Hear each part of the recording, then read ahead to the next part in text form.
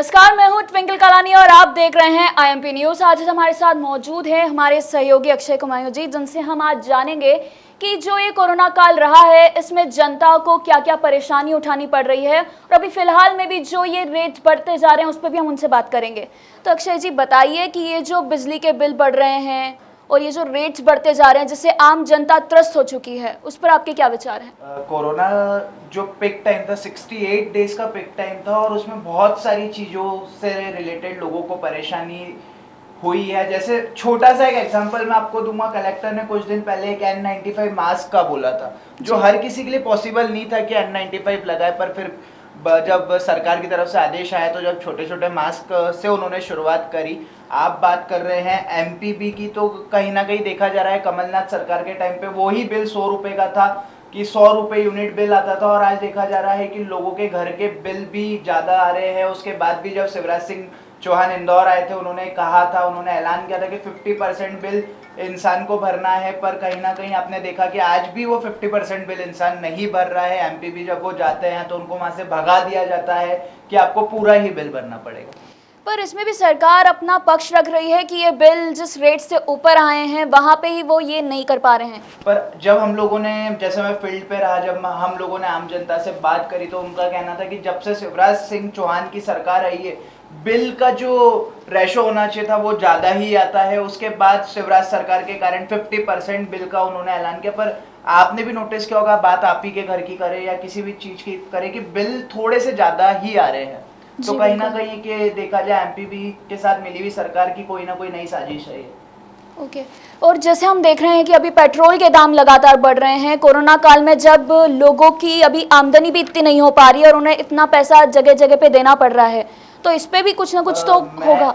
इसमें ना कमलनाथ सरकार को ब्लेम करूंगा ना शिवराज को, पर हाँ कहीं ना कहीं मैंने भी ये ऑब्जर्व किया 68 डेज में ही सारी चीज़ें हो रही है। जैसे पेट्रोल के रेट 90 हो गए हैं, पहले 65 थे जब 2019 की अपन बात करें, आज 60, उसको लेकर 90 हो गए। मतलब डीजल और पेट्रोल में कोई फर्क अपन को नजदीक नहीं दिख रहा है। तो कहीं ना कहीं देखा जाए कि आम जनता पहले ही 3 महीने के एक सदमा ही हुआ लॉकडाउन, उससे उभरी नहीं है, और उसके बाद कहीं ना कहीं उनको समस्या का हल नहीं मिल पा रहा है। और आज जैसे ही उनकी नौकरी चालू हो रही है, कई जगह पर संस्था में नौकरी कर रहे हैं, कई जगह पर ट्रैवल कर रहे हैं, तो देखा जा रहा है बस टिकट्स भी पेट्रोल दाम के कारण बढ़ गए हैं जी। तो ये सारी समस्याएं आज आम जनता उठा रही है जी। अभी उन्हें अपनी बेसिक जो चीज़ें हैं वही मुश्किल से मिल पा रही है, तो ऐसे लोगों के लिए तो जो बोला था कि राहत दी जाएगी उन्हें भी वो पूरी तरह से मिल नहीं पा रही है। सरकार ने राहत सिर्फ पूरे एमपी में जो वाइन शॉप वाले हैं, लीकर के जो ऑनर है, उनको ही राहत मिली है। पर देखा जाए, बात अलग करूंगा इस टॉपिक से, आप देख सकते हैं कि मंदिरों से पहले आज मदिरालय खुल गई है जी, तो कहीं ना कहीं वो भी आप एक चीज में देखें, ऑब्जर्व करें कि एक वाइन शॉप खुलना इतना इम्पोर्टेंट नहीं था जितना इम्पोर्टेंट आज आम जनता, जो श्रद्धालु है, जो लोग जुड़े हैं, उनके लिए मंदिर खोलना जितना इम्पोर्टेंट रखता था जी। बिल्कुल।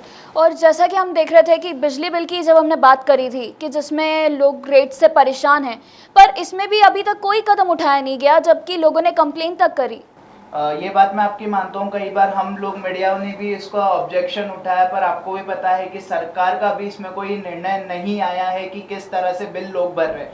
हाँ, सरकार ने और एमपीबी में इतना रिलीफ मैंने नजर आते हुए देखा है कि जिसका बिल 10,000 है उसको इंस्टॉलमेंट में पैसा जरूर भर रहे हैं वो लोग। इस तरह से मदद सरकार अभी तक उनकी कर रही है। तो इसमें जिम्मेदार किसे ठहरा जाए? अगर इसमें कभी बात कर रहे हैं तो सरकार को भी नहीं बोलूंगा कि सरकार पूरी जिम्मेदार है, वो तो आने वाले चुनाव ही आम जनता ही डिक्लेयर करेगी कि कौन जीतता है कौन हारता है। मैंने ये वर्ड इसलिए बोला क्योंकि मैं किसी सरकार पे ब्लेम नहीं कर सकता हूँ जिस दायित्व पे मैं बैठा हूँ, पर वो तो अब आम जनता के हाथ में है सारी चीजें कि कौन सी सरकार गलत है और कौन सी सरकार सही है। वो तो आपको भी पता है कि कमलनाथ सरकार के टाइम पे जो 100 रुपए यूनिट था बिल आ रहा था, उससे कहीं ना कहीं आम जनता खुशी थी और उनके चेहरे पे खुशी दिखती थी। अब जैसे जिनका 100 रुपए बिल आ रहा था उनका लगातार 2-2 हजार 3-3 हजार रुपए बिल आ रहा है।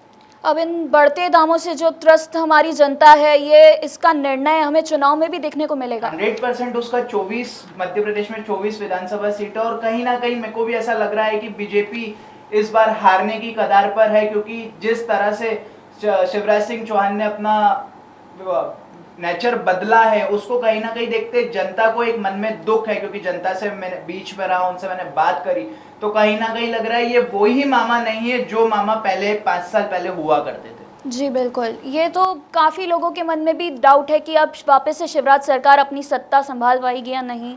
उसमें भी काफ़ी अड़चनें आ सकती है आगे जाके। जैसा देख रहे हैं कि कांग्रेस पूरा बिल्कुल टक्कर दे रही है आज बीजेपी को हर मामले में, वो जो भी ये प्राइजेस बढ़ा रहे हैं उस पर भी। मेरा शुरू से चुनावी मामले में जैसे बिल की बात हुई तो एक छोटा सा मेरा हमेशा मानना ये रहा है, भली से वो बीजेपी सरकार ने कैसे भी करके विधायकों को अपने उसमें घेरा है, विधायकों को लिया है कांग्रेस के, पर ये विधायक अब जो विधायक है ना तो वो किसी चीज से लेना देना रखते हैं, अब उनका डिसीजन सिर्फ जनता के हाथ में है। क्योंकि पहले भी जनता ने ही वोट दिया था कांग्रेस सरकार को, तभी कांग्रेस सरकार आई थी मध्य प्रदेश में, और आज वो वापस से कुछ दिनों बाद वही चीजें वापस से चालू होने वाली है। वापस से मध्य प्रदेश में 24 विधानसभा सीटों में चुनाव है और वापस से जनता के हाथ में फैसला है। वो तो आने वाला समय बताएगा कि कौन जीतता है कौन हारता है। जी बिल्कुल, अभी जैसे ये बढ़ते दाम हो रहे हैं उसमें आखिर में तो जनता को ही ये भार उठाना पड़ रहा है, और वो यही सवाल पूछ रही है कि आखिर कब तक उन्हें ये दाम के बढ़ते दामों को पूरा करना पड़ेगा। अब आप बात कर लें छोटा सा, आज शादी ब्याह का सीजन चालू हो गया है, गोल्ड रेट्स जो 50 प्लस जा रहे हैं, कहीं ना कहीं सरकार हो या केंद्र उसको बता रहे हैं चाइना बॉर्डर पे जो विवाद चल रहा है उसके कारण गोल्ड रेट भी बढ़ रहे हैं। पर आप मुझे तो आपको क्या लगता है जो ये सब चीजें हो रही है उसमें कहीं ना कहीं मेरे को एक षड्यंत्र दिखता हुआ नजर आ रहा है। जी बिल्कुल, जैसा हमने देखा साथ में ही सब खुले हैं, शराब दुकानें हो गई और पेट्रोल डीजल के प्राइसेस बढ़ गए, तो ये सब एक साथ हो रहा है, तो इसमें कुछ ना कुछ तो उन्होंने सोच विचार करके ही किया होगा, ऐसे डायरेक्टली तो बढ़ नहीं सकते। होना जाना कुछ नहीं है ट्विंकल, पर मैं आपको बहुत अच्छे से बता दूं कि इसका सिर्फ और सिर्फ जो बोलते हैं ना भुगतना, वो एक आम जनता को है, अपन जैसे लोगों को उसको भुगतना पड़ रहा है।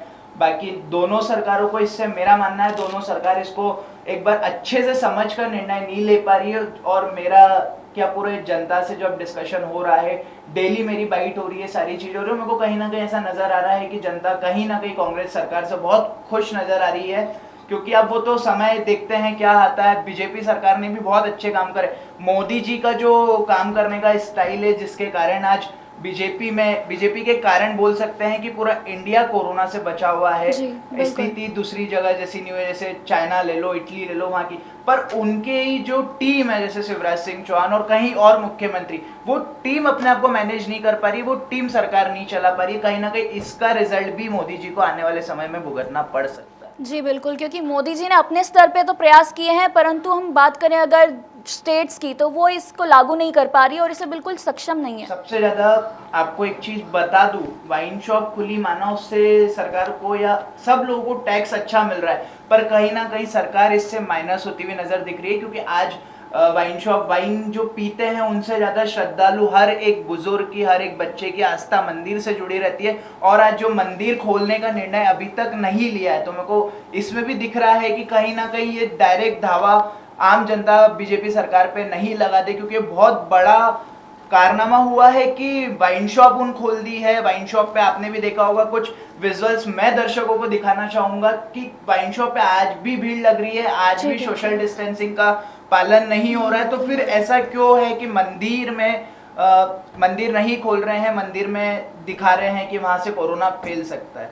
फैलना होता तो वाइन शॉप से भी फैल सकता था। जी बिल्कुल, जैसे हमने बढ़ते इन दामों की बात करी तो इस पे एक और मुद्दा मेरे दिमाग में आया, जैसे कि जो अभी स्कूल की जो फीस वसूली जा रही है पेरेंट्स से और वो उस पर आंदोलन कर रहे हैं। इसमें मैं इस चीज़ में शिवराज सिंह चौहान को पॉजिटिव बोलते हुए कहूँगा कि शिवराज सिंह चौहान ने तो अपने एडीएम जो जिस जगह पे कलेक्टर है उनके हाथ में पूरा प्रभार दे रखा है। कलेक्टर की, अपने कलेक्टर मनीष सिंह का भी मैं दिल से शुक्रिया करूंगा कि जब पेरेंट्स इस समस्या से दुखी हो रहे थे, क्योंकि आज बहुत सारे ऐसे पेरेंट्स हैं जिनका लॉकडाउन के कारण व्यापार बंद था, बिजनेस बंद था, बहुत सारी चीज़ों से उनको सैलरी, आमदनी नहीं हो पा रही थी। उस टाइम पे मनीष सिंह ने जो निर्णय लिया है कि सिर्फ उनको ट्यूशन, जो फीस ऑनलाइन स्टडीज़ की है, ट्यूशन फीस ही उनको देना पड़ेगी। कलेक्टर ने कुछ दिन पहले पूरे स्कूल संचालकों को बुला के कलेक्टर में मीटिंग रखी थी। तो मेरे को कहीं ना कहीं ऐसा लग रहा है कि उस चीज़ में मनीष सिंह ने जो डिसीजन लिया है उसके लिए मैं क्या पूरा इंदौर उनको हेड्स ऑफ करता है कि कहीं ना कहीं बहुत अच्छा डिसीजन था उनके लिए। जी, तो जनता ही अब निर्णायक है, वो ही फैसला करेगी कि किसके काम सही थे या क्या अभी जो भी हो रहा है उसमें बीजेपी की सरकार सही है या कमलनाथ की सरकार होती तो वो ये सब करती। ये सब तो जनता ही देखेगी। आपसे बातचीत करके हमें बहुत चीज़ें पता चली है, उसके लिए बहुत बहुत शुक्रिया हमारे साथ जुड़ने के लिए।